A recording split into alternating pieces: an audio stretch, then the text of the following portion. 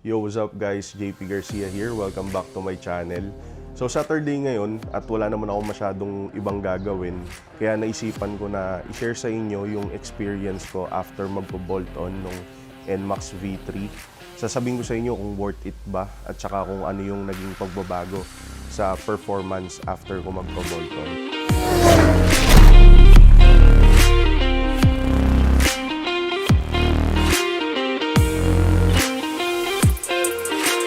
Sinabay ko na rin yung pagpalit ko ng pipe nung nagpa-bolt on ako. Ngayon naka TSMP 2.5 tayo. Sound check natin sakto. Cold start.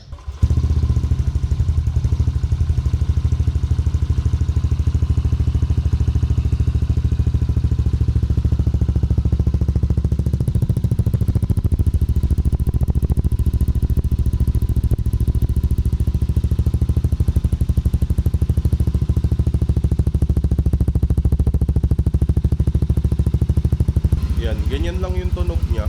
Hindi naman siya sobrang maingay talaga. Pero buong buo yung tunog niya.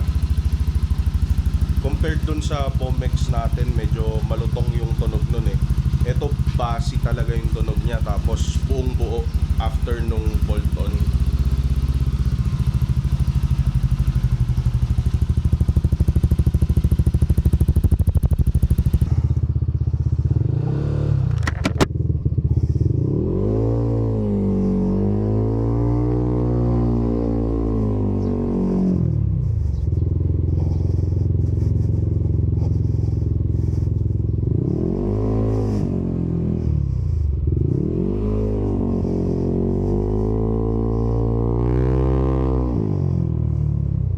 Papunta pala ako kila Kuya Renz ngayon guys.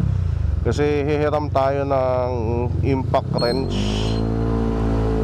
Sisilipin ko yung loob nung CVT natin kasi parang pumapagpag pa rin yung belt ko eh. Kahapon pumunta ako dun sa mekaniko, pinasilip ko yung parang may pumapagpag sa loob nung CVT lalo pagka cold start. Eh ang hinala ko yung belt. Nung binuksan nila, yun nga, yung belt nga, merong marka dun sa crankcase. Ang ginawa nila, nagbawas sila ng washer. Dati 4 yung nakalagay dun, ngayon ginawa na lang nilang 3. Kaya lang ganun pa din eh. Pagka cold start ko kanina, naririnig ko pa rin siya eh. Ang lakas nung pagpag niya eh. So itatry natin bawasan pa ng isa. Tapos after ko makuha yung impact wrench, didiretso ako dun sa pagbibilihan ko ng crankcase cover. Add swap lang yun, 850 yung add, tapos isoswap sa stock.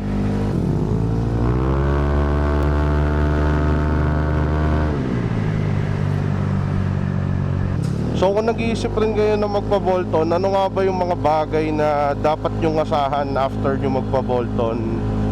Ako unang-una kong napansin after ko magpa-bolt on yung idle nya, lalo pag cold start. Or pag cold start lang pala, taas baba. Sabi nila normal lang naman yun, pero saglit lang, after naman uminit yung makina, okay na. Ano na ulit, consistent na ulit yung idle nya. Pagka cold start lang talaga, gas consumption parang same lang eh. Kasi bago ako magpa-bolt on, naka 1515 spring na ako, tapos 910 na bola. Dun pa lang magastos na sa gas eh.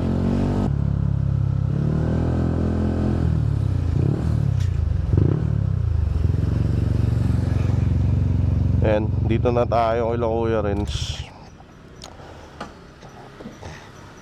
Tawagin natin siya.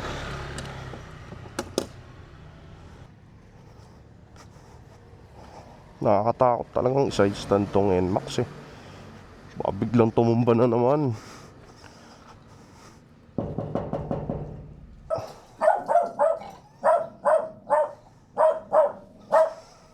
Kasya kaya sa U-box ko yan?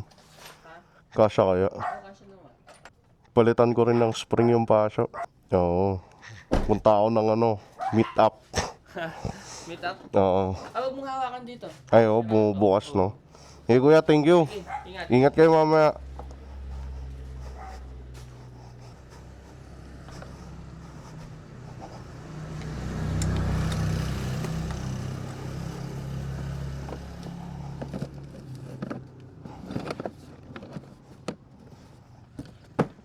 Kagi, hindi kasya. Ayaw. Hindi kasya.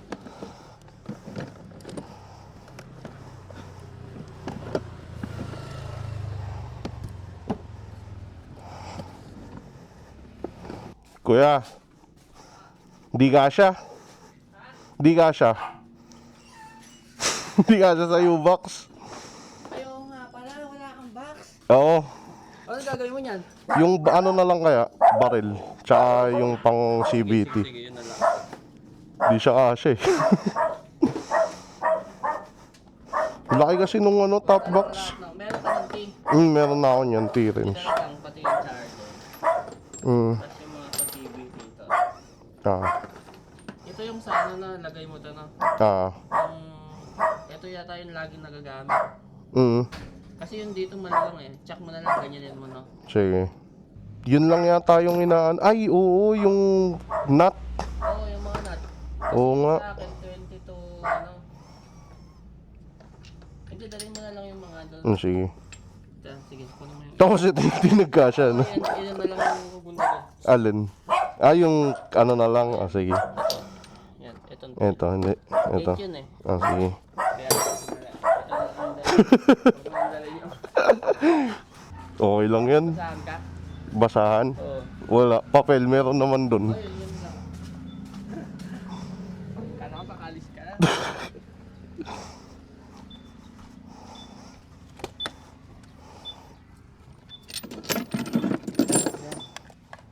Sila ng mga bola. Yan, sige. Thank you, kuya. Yon, diretso na tayo niyan sa Fiesta Communities sa Porac. Ano pa ba? Bukod sa idle, yun lang naman. Siyempre, yung power, given naman na yon. So, bakit ba ako nagpa-Bolton? Kasi malaki ako eh. Bitin yung power nung NMAX sa akin. Tapos, minsan may OBR pa ako. Para sa mga magpapa-Bolton pa lang, no, yung mga nagbabalak, ganyan. Ano ba yung mga tips na may bibigay ko sa inyo? Siguro isa sa malaking pagkakamali na ginawa ko, yung nag full CVT set muna ako bago ako magpa-Bolton. Kasi kung magpapa-Bolton din kayo, unahin nyo na yung Bolton kaysa sa full CVT set. Para sa akin lang ha, kasi ganun din naman eh, itotono din naman yung CVT nyo after nyo magpa-Bolton. Tapos yung mga gagamiting pyesa sa CVT, syempre kung sanhiyang yung mekaniko nyo, yun yung gagamitin niya.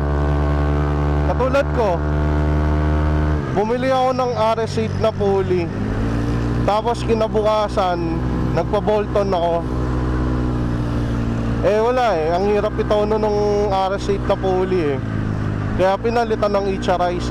Yun, nung nagpalit akong HRIC, doon talaga lumabas yung lakas niya. Kaya para sa akin ha, hindi ko alam sa iba, yung sa mga expert dyan. Pero para sa akin lang, in my own opinion, kung kukuha ka ng motor na bago, tapos balak mong ipa-Bolton agad, huwag ka na mag-full CVT set, pa-Bolton ka na muna. Siguro ako ang gagawin ko ano eh, papa-Bolton ako, tapos i-enjoyin ko muna yung Bolton without upgrading anything sa CVT para makita ko talaga yung power na nadagdag. Tapos pagka kulang ka pa, tsaka ka magtono ng CVT mo, tsaka ka mag-upgrade ng mga pyesa. Ako kasi nun naka CVT na kasi ako nun eh, kaya nung nagpa-Bolton ako, after gawin, tinono rin agad. Tapos yung RS8 ko na pulley, binenta ko na lang. One day ko lang nagamit yun, pero wala, hindi mo na mabibenta yun ng ano eh, magandang presyo kasi syempre second hand na eh, kahit na one day mo lang nagamit. Na-out ko lang yata ng 1.5. Pero kung ayaw nyo naman magpa-Bolton, di mag CVT set na kayo, di ba? Kung siguro sulit yung CVT set, kung medyo matagal bago ka magpa-Bolton, sabihin natin mga 6 months to 1 year, ganon. Hindi katulad ko, 1 day pa lang nakakapag CVT set, nag-decide na agad ako magpa-Bolton. Basta ba yung nagpa-Bolton ka versus CVT set lang? Wala, hindi ko siya may compare eh. Kasi hindi naman ako matagal na gumamit ng naka-CVT set na upgraded. Pero na-try ko yung top speed ko noon nung naka-CVT ako. 113, 111, ganun lang siya. Dito na yata yung pesta.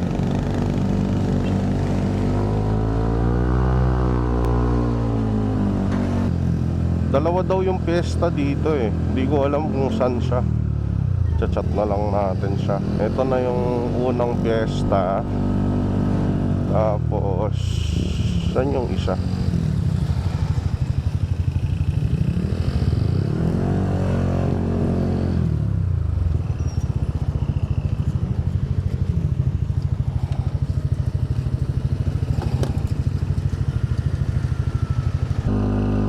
Yun, dito nga daw tama.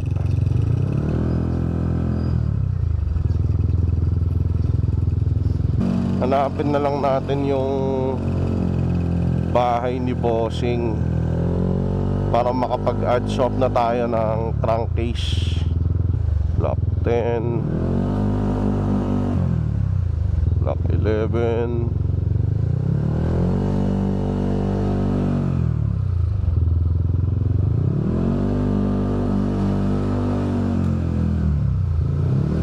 Block 15. Mondulo pa si Bossing ah. Block 19. Okay, malapit na tayo. Kaya lang dulo na to. Block 18.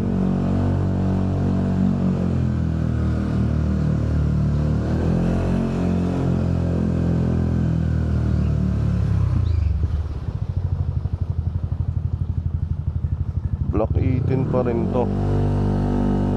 Block 21 na to. Lampas na tayo. Block 20 pala yung hinahanap natin, guys.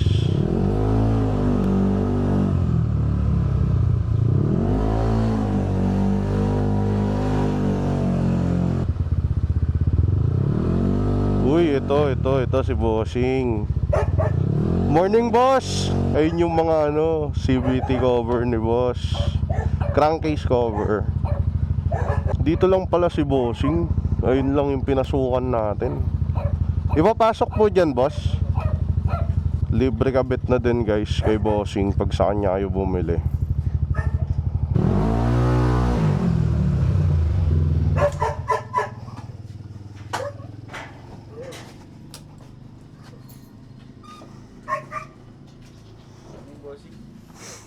JP po. Ito po yung mga mo, no? Ayan, guys. Ito yung napili kong kulay. Tatlong kulay lang talaga, boss, yung mo. Pinipaint mo. Mag-request.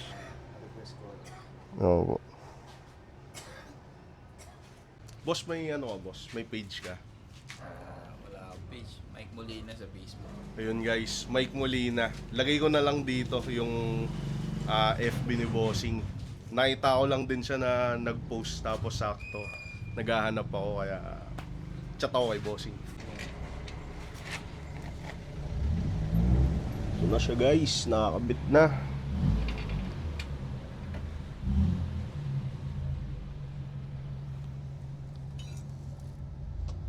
Yon, naikabit na yung crankcase cover natin. Kung naghahanap kayo ng crankcase cover tapos taga dito lang kayo sa Angeles City, kontakin nyo lang si boss. Legit.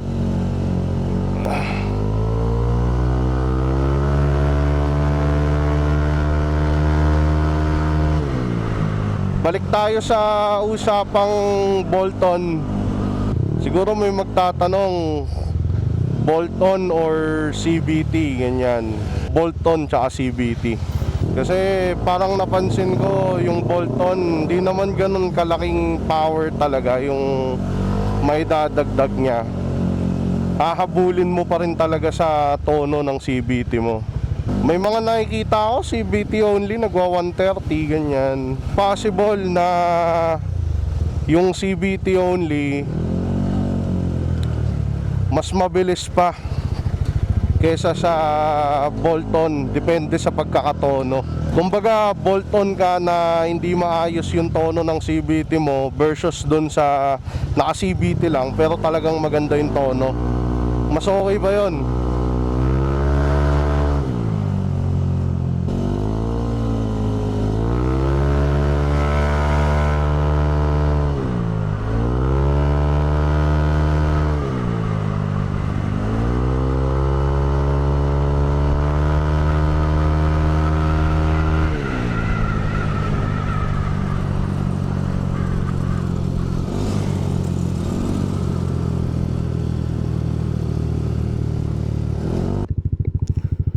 Testingin natin yung 0 to 100 niya guys, kung gaano kabilis niyang maaabot yung speed na 100. Ilang seconds.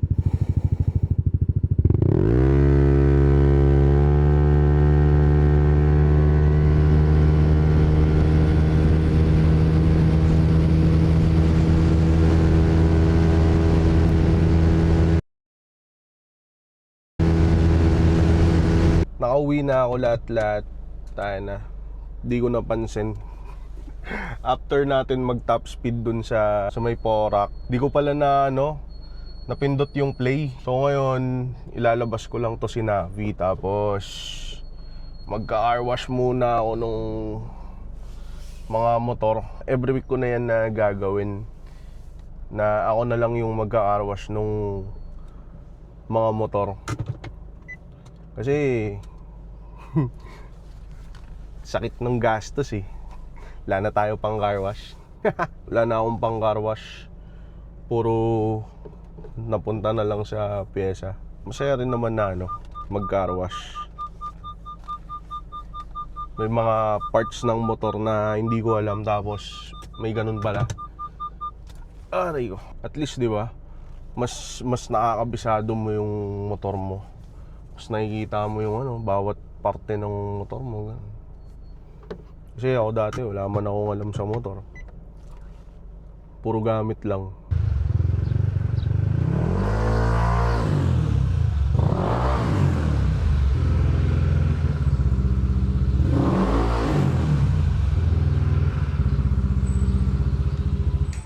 Tapos pag nagka-car wash kasi ako guys, isinasabay ko na din tong paso para minsanan.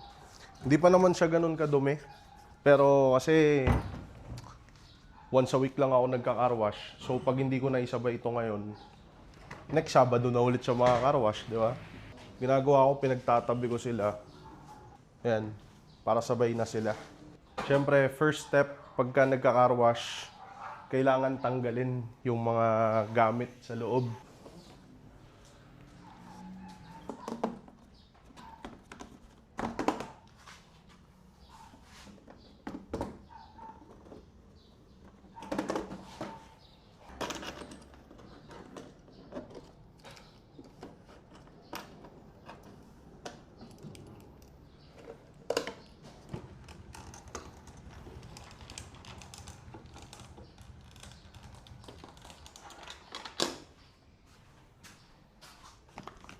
Tapos pagkatapos na tanggalin lahat ng mga laman ng motor, ipe-prepare ko naman yung gagamitin nating sabon. So gamit kong sabon, itong MTX car shampoo. Pero may nabili rin ako dito eh. Ito, members value. Ang dami, tas mas mura siya. Pero next time ko na itatry yan, ubusin ko muna to. Dami pa kasing laman to eh. Hindi ko rin pala alam kung gaano kadami. So tansya-tansya na lang ginagawa ko. Pwede na siguro yun. Tapos ito, yung pang foam natin. Lalagyan ko din siya.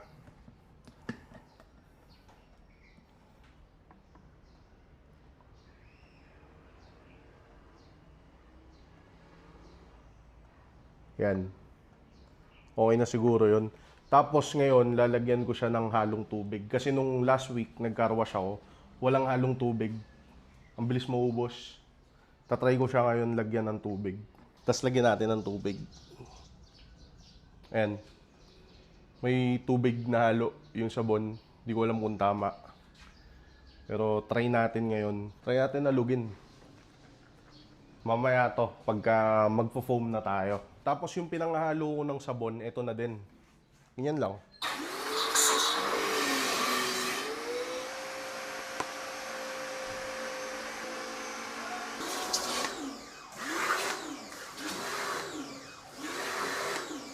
After ma-prepare lahat, babanlawan ko muna yung motor para mawala yung mga alikabok. Sabi sa YouTube.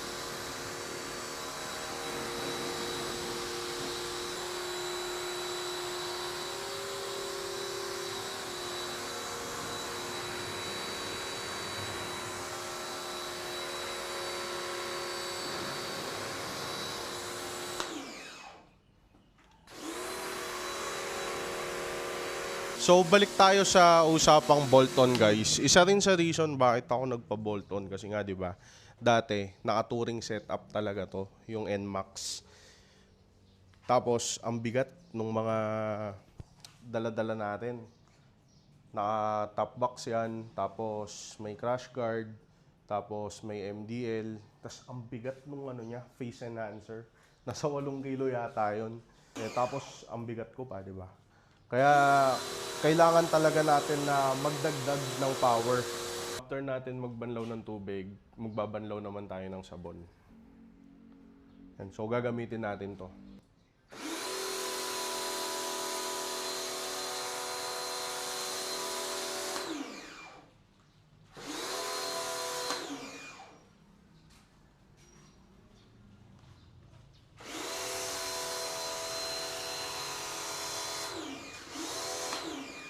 Mas matipid to compared nung nakaraan. Kasi nung nakaraan, purong sabon talaga yung nakalagay.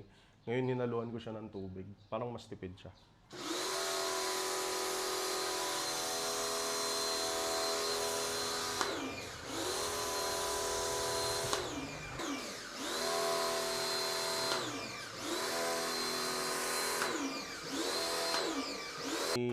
Natira pa, pwede pa to.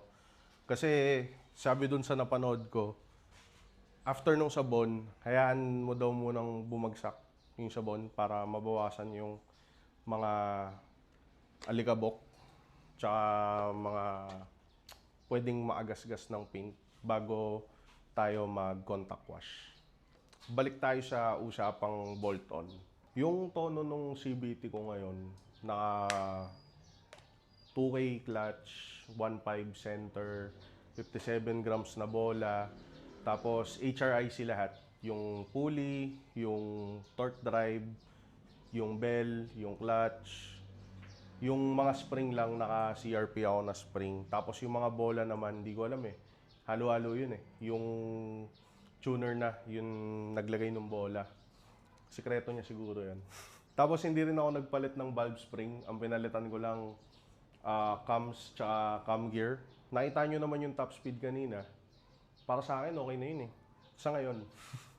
Ewan ko lang in the future kung maisipan pa natin na baguhin yung tono niya or kung ano yung ilalagay natin na load. Pero for now, okay na yun. Basta mabilis niya lang makuha yung 0 to 100, okay na yun. Ang dami kong sinabi kanina, kaya lang di pala ako naka-video. And so, medyo bumaba na yung sabon. Gagawin natin, babanlawan pa ulit natin na isang beses. Uy, mali.